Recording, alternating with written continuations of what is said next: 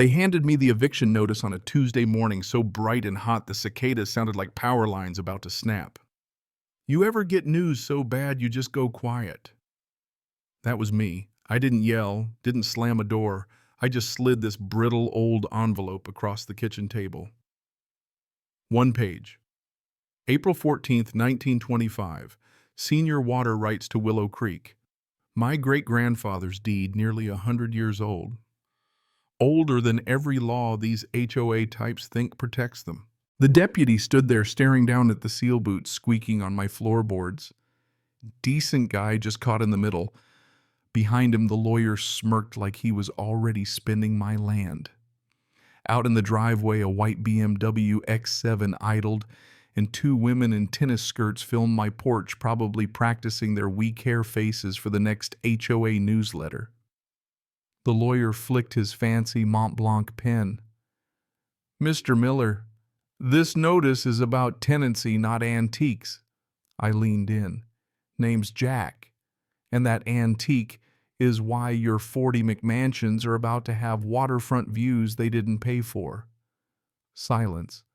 The deputy shuffled his feet, eyes glued to the old seal. He got it, or enough to be nervous. The lawyer kept pushing, all honey and condescension.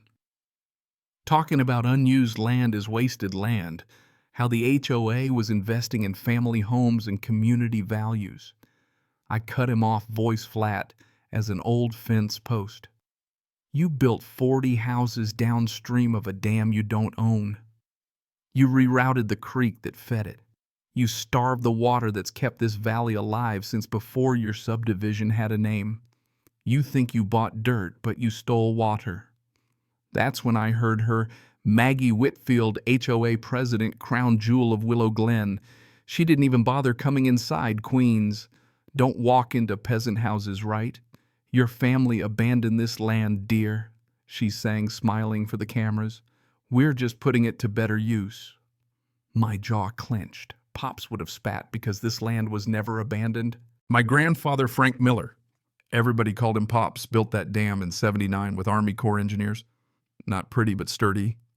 Good earthwork, steel gates, and a promise water would flow when it was needed. It was a covenant. Now, Maggie and her HOA had paved my back 40 into a parade of cul-de-sacs and cookie-cutter homes, same vinyl siding, same floor plan, all lined up like toy soldiers. Progress, they called it. Theft and stucco, if you asked me. The deputy finally stuck the notice to my door, hand shaking a little. 10 days, the lawyer said, smiling like he'd never missed a tennis lesson. 10 days to walk away from 3 generations. Pretend Pops never built a dam. Never saved the Santos farm in the drought of '84. Never wrote down every drop of rainfall in his notebooks. I folded the deed and slipped it in my pocket, feeling its weight like armor. They drove off gravel, spitting under their tires, dust trailing toward my pond out back, already 2 inches lower than last week. Their bulldozers had choked off the creek. I tore down the eviction notice and pinned it beside Pops's journal. On the old corkboard spillway opened, "Santos boys," smiling Pops's words, his legacy. I stood a long time listening to the cicadas and the quiet between them. They thought paperwork could erase bloodlines. They thought 40 McMansions made them untouchable. They thought wrong. 10 days, that's what they gave me. Plenty of time to open those old boxes in the attic, to dig through courthouse archives, to remind Willow Glen what happens when you build paradise on stolen water. The sun slid behind the pecans, long shadows stretching across the pasture, and I realized this wasn't about land anymore. It was war. I'm Jack Miller, 36, Army Corps of Engineers. 2 tours in Afghanistan taught me more about water than most lawyers learn in a lifetime. Wells, dams, canals, and the desert water is everything, and every drop is worth a fight. But I learned about stewardship right here on these 47 Texas acres Pops bought when Austin was still just barbecue pits and bluebonnets. Pops was the kind of man who fixed his neighbor's fence before they knew it was broken. Kept the coffee hot, the front door unlocked. To him, land was trust, a covenant between you, the soil, and everyone downstream. I was 10 the summer he built the dam. Brutal year for rainstorms, hiding in sheets, flooding half the county. Pops worked with a Corps engineer named Carlson to shape a dam across Willow Creek, compacted clay steel, a spillway to catch and release rain slow. I remember the smell diesel and wet earth pops up on the ridge explaining every step. Water's tricky, Jackie, he'd say, don't fight it, guide it. Be patient, and it'll give back. That dam did give back. For 45 years, it fed cattle ponds, recharged wells, kept 3 neighboring farms alive through droughts. When the Santos fields cracked in '84, Pops opened the spillway. When Mrs. Chen's garden withered in '92, the outflow filled her barrels. Folks downstream never forgot.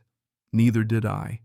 The back pasture was my whole world, shooting tin cans along the dam, catching my first base in the spillway pool, carving my initials into the old oak.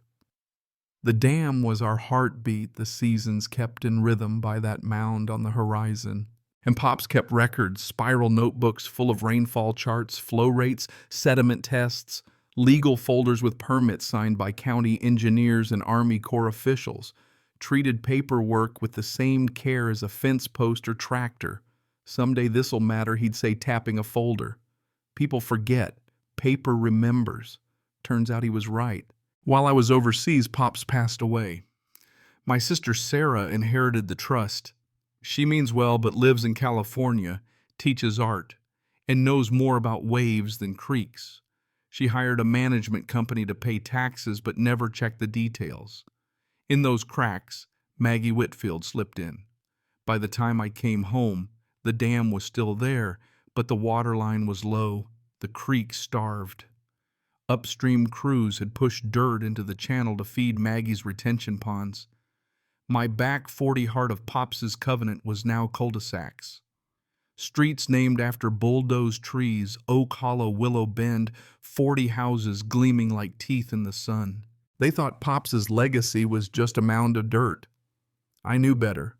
I had his records, his journals, his blood in my veins. The eviction gave me 10 days to leave. Pops gave me a lifetime to stand. I wasn't going anywhere. Coming home from deployment, the world feels sharper, heavier, like it's been waiting for you, then opens up all at once. For me, it was late August, Texas sun, brutal and low, when I turned onto Miller Road. I expected the crunch of gravel pops carved in '62, the leaning oak at the turn, the rolling pasture down to the dam. Instead, I saw survey stakes, concrete trucks, porta-potties like soldiers, and past them rooftops, 40 white boxes where cattle once grazed, houses made to look good in a brochure and fall apart in 10 years. I stepped out, boots hitting gravel, heart hammering, walked straight into the chaos. Men in hard hats, cement mixers, radios blaring about small-town pride while they paved over mine. The foreman smirked when I asked, "This is private property." "Not anymore, buddy." Willow Glen Estates. Got permits, survey, adverse possession, rezoning the works. Been empty long enough. Better used now. His words hit harder than shrapnel.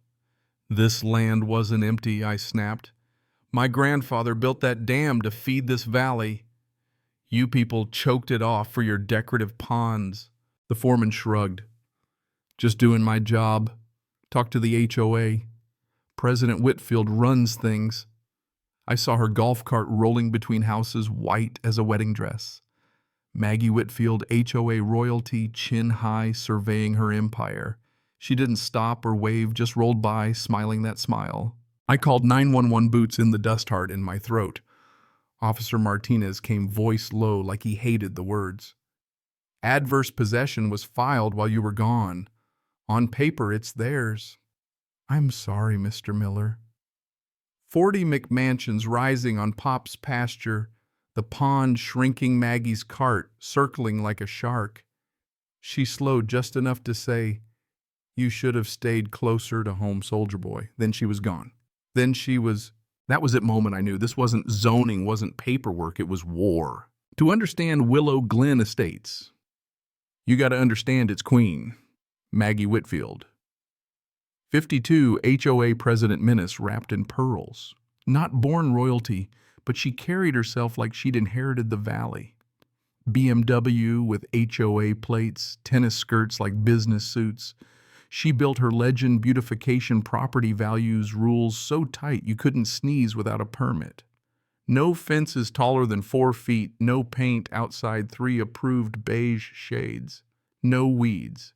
God help you if your lawn got wild. Her supporters loved her, saw manicured lawns, safe streets. They didn't see the backroom deals or the way she leaned on her husband's city council seat to grease every zoning change. The first time she spoke to me, she didn't offer a handshake, just studied me over her sunglasses. "You're the Miller boy. Shame about your grandfather." He was such a character. Behind her, Richard Whitfield looked bored like he was watching a rerun. Maggie spoke for both of them. Word was she'd run her last HOA in Houston straight into the ground, then bolted north after an EPA investigation. Here she'd started over new Crown Same games. "Jack," she said, "your family abandoned this land. We're making something beautiful, Homes community." I looked her dead in the eye. "You built 40 houses on a floodplain, Maggie, downstream from a federal dam. That's not a community. That's a disaster waiting for rain." Her smile only got tighter. "You've been gone a long time, soldier boy. Don't make this harder than it has to be." That was her gift, making threats sound like lullabies. 40 houses on Pops's pasture dominoes waiting for the first flick. They thought the law would protect them. First mistake.